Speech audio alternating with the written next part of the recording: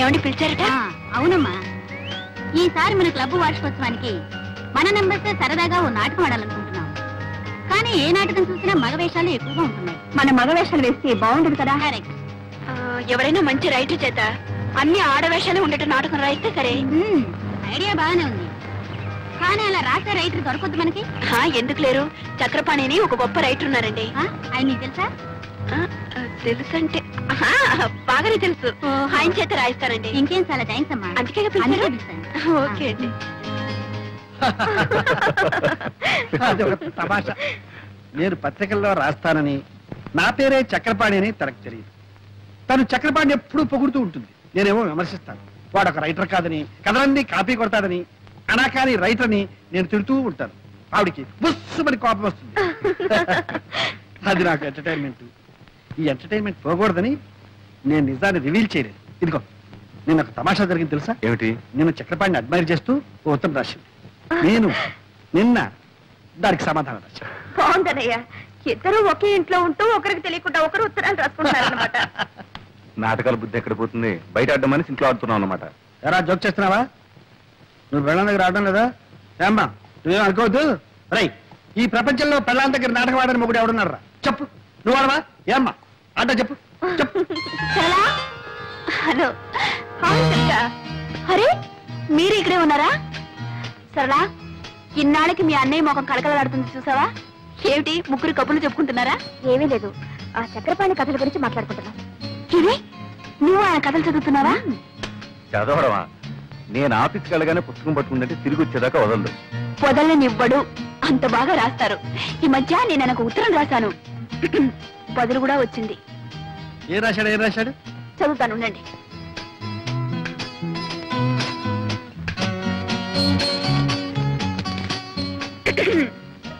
శ్రీమతి దుర్గా ప్రసాద్ గారికి మీ ఉత్తరం అందింది. మీ అభిమానానికి చాలా కృతజ్ఞుణ్ణి.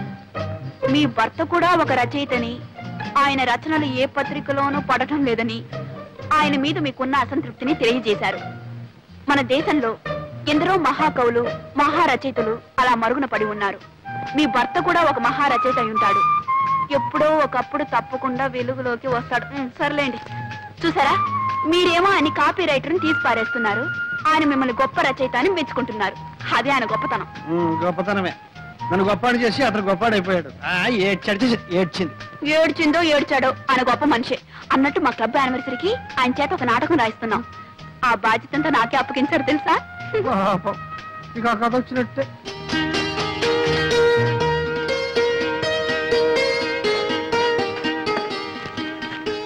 అయ్యో, ఎందుకలా మూసి పెట్టుకుంటారు? నేను ఎప్పుడైనా మీ కాగితం ముక్క ఒకటి చూసానా లేకపోతే చదివానా? నువ్వు చదివితే నా బండారం ఎప్పుడో బయటపడి ఉండేది. సరే కానీ మరి ఎవడు? చక్రపాణి. ఆ చక్రపాణి నాటకం రాసి నీకు పంపించాడా? రాయటం అయిపోయింది, రేపే పంపిస్తాను. నిన్నే ఉత్తరం రాశారు. వాడి మొహం వాడే రాస్తాడు. రాసి ఈ పనికి పంపించండి. ఏమండి, నాకు తెలియక అడుగుతాను, ఆయన అంటే మీకు ఎందుకు అసూయ? అసూయ? వాడికి రాయడమే చేస్తాడు, వాడంటే అసూయ ఏమిటి? ఆయనకు రాయ కాదు తీసుకోండి. ఆ సింహాన్ని ఎట్లా పంపించు? పంపిస్తాను.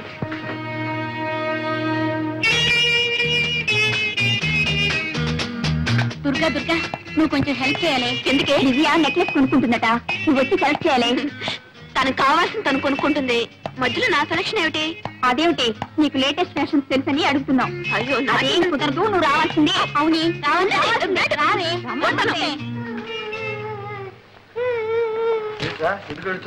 ఏంటో స్కూల్లో గొడవ చూపించమ్మా. ఏమిటమ్మా ఇది? డాడీ, నా ఫ్రెండ్ లలిత నేను ఫైటింగ్ చేసినప్పుడు కింద పడేసి నన్ను కొట్టింది. కింద పడ్డాక గాజులన్నీ పగిలిపోయి గుచ్చుకుని రక్తం వచ్చింది చూడు డాడీ. నేను ఏడుస్తున్నప్పుడు ఆ లలిత లేదు, నాకు బంగారు గాజులున్నాయి నీకు లేవు అని వెక్కిరించింది. డాడీ, నాకు కూడా బంగారు గాజులు చేయించవా? అలాగేనమ్మా, చేస్తాను. చిన్నబాబు, 600 106 చిన్నమ్మకి బంగారు గాజులు చేయించాలి. సరేలేరా, ముందు పాపను తీసుకెళ్ళి ఆయింట్మెంట్ ఏదైనా. అయ్యా, చిన్నమ్మ గారికి బంగారు గాజులు.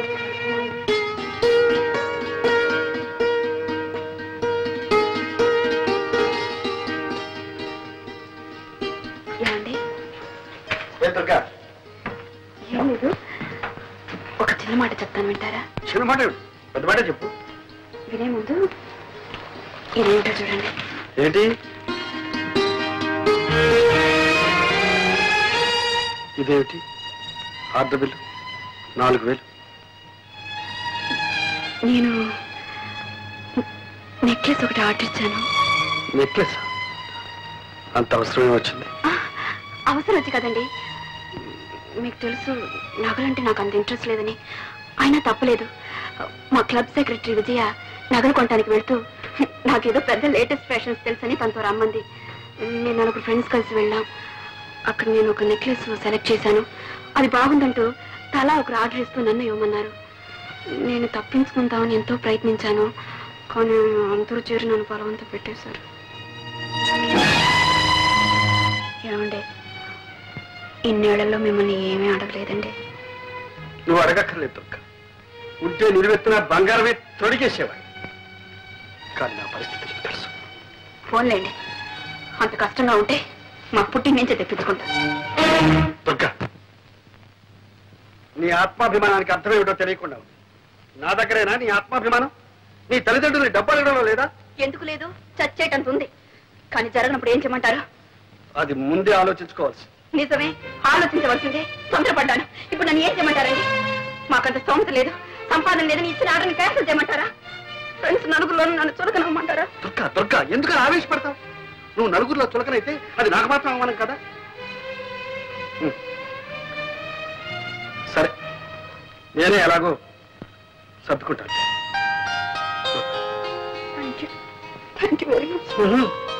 నీకు కావాల్సింది జరిగితే ఇలాగే. ఇప్పటికే లెక్క చాలా పెరిగిపోయింది సార్. ఇచ్చింది చెల్లు వేయండి, మళ్ళీ తీసుకోండి. అంతేగాని ఆ లెక్క అట్టానే పెట్టి మళ్ళీ 7000 కావాలంటే వీలు లేదు సార్. అది కాదు సేట్, మీ అప్పు త్వరలోనే తీరుస్తారు. ఈ ఒక్కసారికి నా పరువు కాపాడండి. ఏదో పరువు గిరువు అంటున్నారు. ఏమిటో 7000 గీట్వేలు ఏమీ కుదరదు. 4000 ఇస్తాను, సర్దుకోండి. 4000? సరే. చక్రపాణి గారు, మీరు పెద్దవారని మీ మీద నమ్మకంతో మీరు అడిగినప్పుడల్లా అంతో ఇంతో ఇస్తూనే వచ్చాను. ఇచ్చారనుకోండి, కానీ నేను ఇప్పుడు కాస్త ఇరకాటంలో పడ్డాను. దయచేసి నన్ను ఇబ్బందులు పెట్టకండి. మీరు రాయాల్సిన పూర్తి చేయండి. మీరు అడిగిన డబ్బు పువ్వులో పెట్టిస్తాను.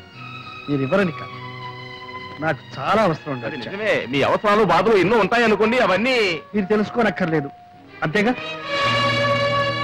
కానీ ఒక రచయిత ఒక మంచి రచన చేయడానికి ఎన్ని అవస్థలు పడతాడు తెలిస్తే చాలు. ఇది లెక్కలు రాయడం, చెక్కులు రాయడం కాదు సార్. మాదంతా గ్యారంటీ సరుకు సార్. రోడ్లు గోల్డ్ అని ఎవరూ తెలుసుకోలేరు సార్. 3 సంవత్సరాలు చెక్కు చెదరకుండా ఇలాగే ఉంటాయి సార్. Thank you sir.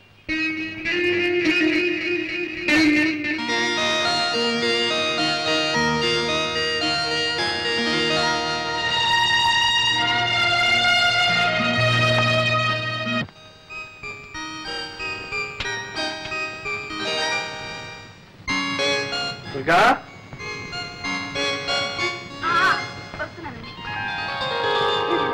నీకు ఒక సర్ప్రైజ్. ఏమిటి? కళ్ళు మూసుకో, చెప్తా. చెప్పండి. కళ్ళు మూసుకో. సరే.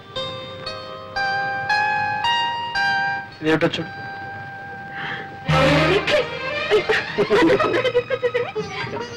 మీరు పెట్టండి. ఓకే.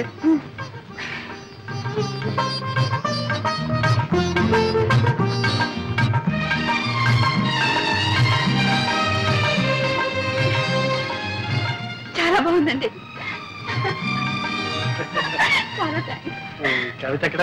ఇంకా స్కూల్ నుంచి రాలేదు. ఎదిగో ఈ గాజులు కవిత. ఏమిటండి ఈరోజు మీకు ఏమైంది? ఏం కాదు, చూడు ఈ సంతోషం అంతా క్లబ్ లో మీ మెంబర్స్ తో. నా ముద్దులో ముడిచాడు చెప్పేస్తాను. సరళా, సరళా, వస్తున్నా.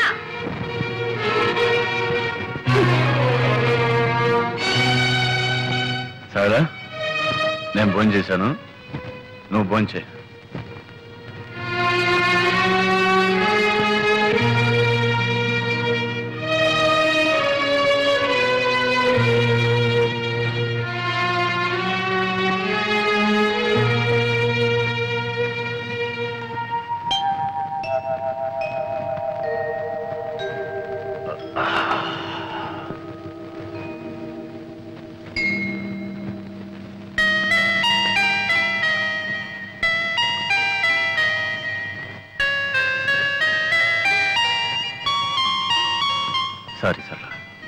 రాత్రి తప్పు చేశాను.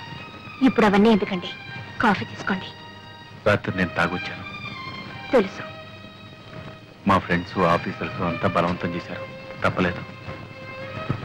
నువ్వేమైనా అంటావేమని భయపడ్డాను. ఎందుకో? నేను ఎప్పుడన్నా మిమ్మల్ని ఏమన్నా అన్నానా? సరళ, ఇంకెప్పుడు తాగను. నవ్వుతావేంటి? తిడతావనుకున్నాను.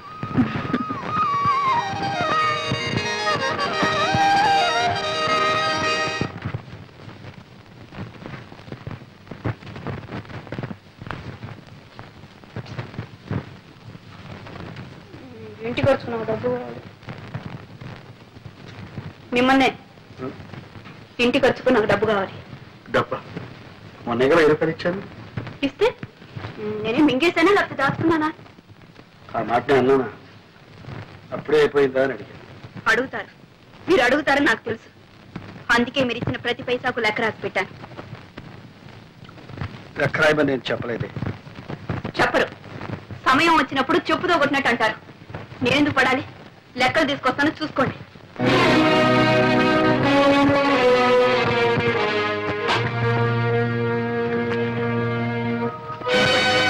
మీరిచ్చిన డబ్బు అయిన ఖర్చు అంతా రాసింది. దుర్గా, నువ్వు ఇలా ఎందుకు చిందులు దొక్కుతున్నావో నాకు అర్థం కావాలి. ఇప్పుడు నేనేమన్నాను? మీరేమన్నారో మీకు అర్థం కాదు. నేనేమైపోతున్నానో మీకు అంతకంటే అర్థం కాదు. ఎందుకు వచ్చింది? లెక్కలు చూడండి. చూడక్కర్లేదు. మీరు చూడక్కర్లేదు అంటే మీరిచ్చే డబ్బు అక్కర్లేదు. దుర్గా,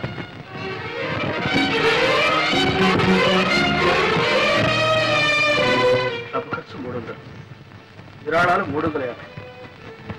ఇదే ఖర్చు అయితే దీనికి లెక్కలు రాయడం దీనికి కాగితం దండగా. అంటే నేను చేసిందంతా దండ ఖర్చునేగా? దుర్గా, ఉన్నప్పుడు ఏది దండ ఖర్చు కాదు. లేకపోతే లేదని చెప్పచ్చుగా. నా దండ ఖర్చుకి నేనే ఏదైనా ఏర్పాటు చేసుకునేదాన్ని. దుర్గా, నాకు తెలుసు నీకు అమ్మ నాన్న ఉన్నారు. నిన్ను అవసరానికి ఆదుకుంటా. నేను ఇవ్వకపోయినా నీకు గడుస్తు, నేను లేకపోయినా నువ్వు బ్రతక. అంటే మీరేనా నేను లేకపోతే బ్రతకలేంది? అయితే ఇన్నాళ్ళు బ్రతికింది ఏమిటి? నా కొంగు పట్టుకొని తిరిగారా? మీ గుండెల్లో దాచుకున్నారా? లేక నా కోసం, నా కోరికలు తీర్చడం కోసం బ్రతికారా? అది నీకు కాకపోయినా నీ మనసుకు తెలుసు. దుర్గా, ప్రేమ ఉన్న చోటనే సహనం ఉంటుంది, త్యాగం ఉంటుంది. మీరు నా కోసం అంత త్యాగం ఏం చేశారని? నేనా? నా రక్తం ధారపోసి సంపాదిస్తున్నాను. నా ఆరోగ్యానికి కూడా లెక్క చేయకుండా సంపాదిస్తున్నాను. నా సంపాదన విలువ నీకు తెలియదా? అవును, నాకు మీ కష్టం తెలీదు, మీ బాధ తెలీదు. మీరు రక్తాన్ని దారపోసి సంపాదిస్తున్నారు, నేను మిమ్మల్ని పీల్చి పిప్పి చేస్తున్నాను. అంతేగా చెట్టుకొచ్చింది. మీకు ఆ బాధ వద్దు, నాకు ఈ బాధ వద్దు. ఎవరి బ్రతుకులు వాళ్ళు బ్రతికితేనే హాయిగా ఉంటుంది. నేను లేకపోతే మీకు హాయిగా ఉంటుంది.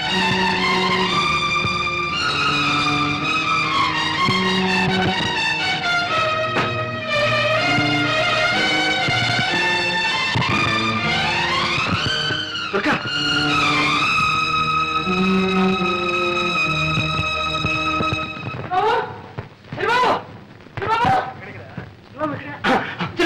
అమ్మగారు వెళ్ళిపోతున్నారు. అవును, ఇల్లు వెళ్ళిపోతున్నారు. చిన్నవాడిని తీసుకెళ్ళిపోతున్నారు. ఎక్కడికి వెళ్ళి నన్ను వదిలిపెట్టి ఎక్కడికి వెళ్ళిపోతుంది? వెళ్ళిపోతుంది. ఒరే, అతి దగ్గరగా ఉన్న ప్రేమ అప్పుడప్పుడు కొంత దూరాన్ని కోరుకుంటుంది. ఎందుకో తెలుసా? మళ్ళీ ఇంత బలాన్ని ఆయుష్ని పుంజుకుని రావడానికి.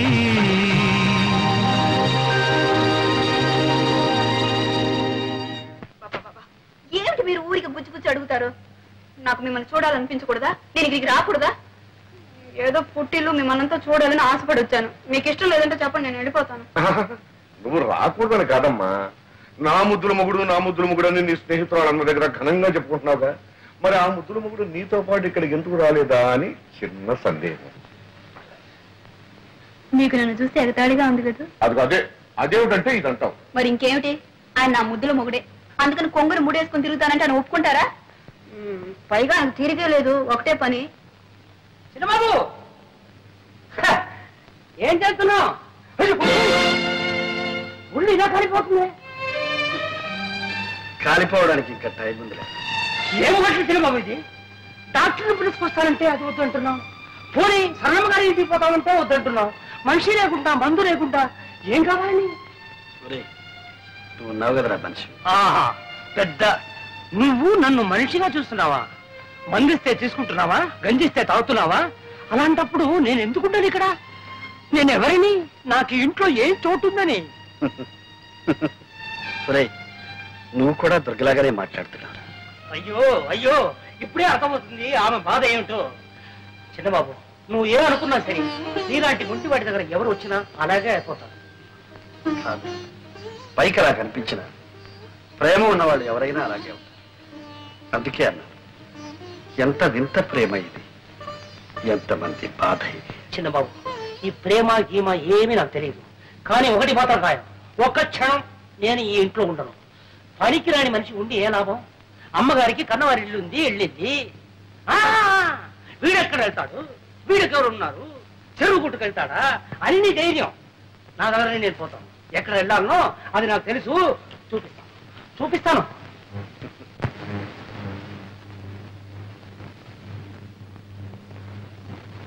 అన్నయ్య, అన్నయ్య.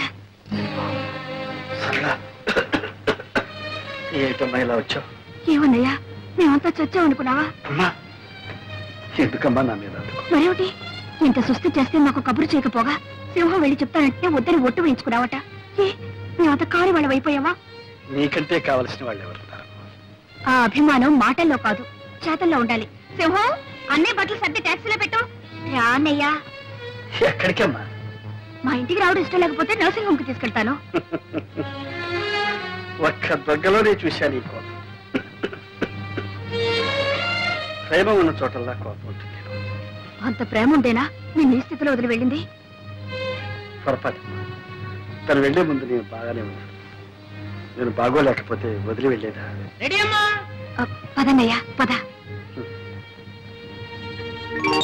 అమ్మా, టాక్సీ రెడీ. సామాను కార్లు ఉంది. డ్రైవర్ దిక్కులు ఉన్నాడు. డ్రైవర్ స్టీరింగ్ దగ్గర ఉన్నాడు. సామాను కార్లు ఉంది. సరే కానీ అక్కడ ఒక కవర్ పెట్టాను, అది పోస్టర్. అమ్మా,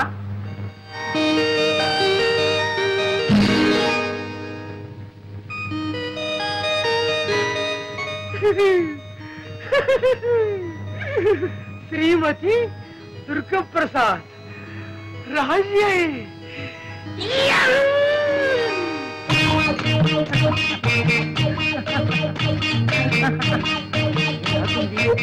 ఆడపిల్ల. ఏ నడక, ఏ నడక. ఏమండి, ఏమండి, మీది పడిపోయిందండి. ఆపులు పడిపోయిందండి. అలాగా, థ్యాంక్స్. పర్వాలేదండి, మీకు అభ్యంతరం లేకపోతే ఈ బుట్ట నేను మోసుకొస్తాను. ఇవ్వండి. పర్వాలేదండి, నేనే మోసుకెళ్తాను. అది కాదండి, అంత శ్రమ మీకెందుకండి, నేను మోసుకొస్తాను. ఇవ్వండి. మీరు ఎటువైపు వెళ్ళాలి? అటువైపు. అయితే నేను అటువైపే.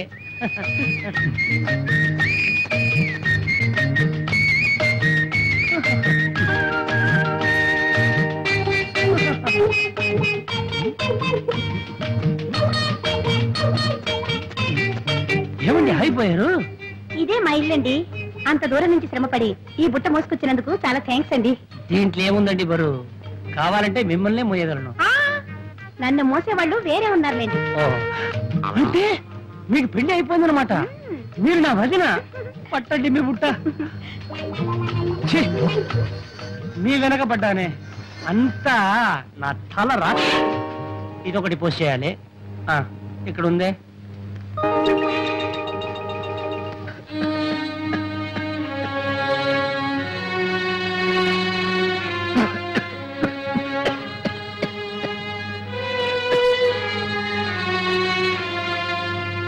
చూడమ్మా, ఇంత ముదిరేదాకా ఏం చేస్తున్నారు?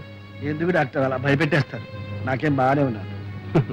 పేషెంట్స్ కి ఆధైర్యమే పెద్ద మందు.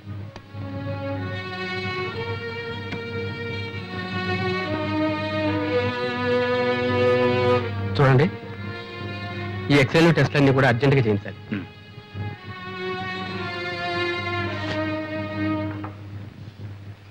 దుర్గా, నాతో నిజం చెప్పమ్మా, మీరేమన్నా దెబ్బలాడుకున్నారా? మీ అనుమానాలకి నేను సమాధానం చెప్పలేను. మేము ఎందుకు దెబ్బలాడుకోవాలి? మాకేం తక్కువైందని. చూడు, మొన్న నాకు నెక్లెస్ చేయించారు, పాపకు గాజులు కూడా చేయించారు. అదంతా సరే అమ్మా, నువ్వు వచ్చి ఇన్నాళ్ళైంది. అల్లుడి దగ్గర నుంచి ఒక ఉత్తర ముక్కైనా రాలేదే? అబ్బే, అది ఆయన తప్పు కాదు. వెళ్ళగానే నేనే ఆయనకు ఉత్తరం రాస్తానని చెప్పాను. బహుశా నా ఉత్తరం కోసం ఎదురు చూస్తూ ఉంటారు. ఇదిగో, ఇప్పుడే ఉత్తరం రాశాను. ఏం రాశావు? త్వరలోనే వచ్చేస్తానని రాశాను. అదేమిటమ్మా, ఒకసారి ఆయన వచ్చి వెళ్ళమని రాయకూడదు? నేను రమ్మని ఆయన రాలేరు. ఆయన ఇన్నాళ్ళు నన్ను వదిలి ఉన్నది లేదు, ఉండలేరు కూడా. అందుకే నేనే వెళదామనుకుంటున్నాను. ఏమోనమ్మా, మీరిద్దరూ సంతోషంగా సుఖంగా ఉంటే అంతే చాలు. కన్నవాళ్ళం, మాకంతకన్నా కావాల్సింది ఉంది. మీ వదిన ఉత్తరం రాసిందమ్మా. ఏం రాసిందన్నయ్య వదిన? ఏముంది, మామూలే. నేను ఇక్కడే ఉండిపోతా అనుకున్నారా, ఉండిపోవాలనుకున్నారా, అసలు మీ దగ్గరికి రావద్దని మీ అభిప్రాయమా? మీ ఉద్దేశం ఏమిటి? వెంటనే ఉత్తరం రాయండి. అసలు తను ఎవరు వెళ్ళమన్నారు, ఎవరు రావద్దన్నారు? ఈ ఉక్రోషం అంతా ఏమిటో తెలుసా అన్నయ్య? ఆవేశంలో వెళ్ళిపోయింది. ఎంతకాలం ఉంటుంది ఆవేశం? ఇప్పుడు తిరిగి రావాలనుకుంటోంది. బహుశా చేతిలో డబ్బుండకపోవచ్చు. అక్కడ అమ్మా నాన్నల్ని అడగాలన్నా కూడా ఆత్మాభిమానం అడ్డొచ్చుంటుంది. అంతేనంటావా? మా వదిన సంగతి నాకు బాగా తెలుసుగా. రైలు ఛార్జీలకి ఖర్చులకి కాస్త డబ్బు పప్పు వచ్చేస్తుంది. అలాగేనమ్మా, అయితే రేపే బయలుదేరుతాను. ఏమన్నా అంత తొందర? ఆవిడొచ్చి చిర్రు బుర్రు పడడానికి నేను అక్కడ ఉండాలిగా అక్కడ.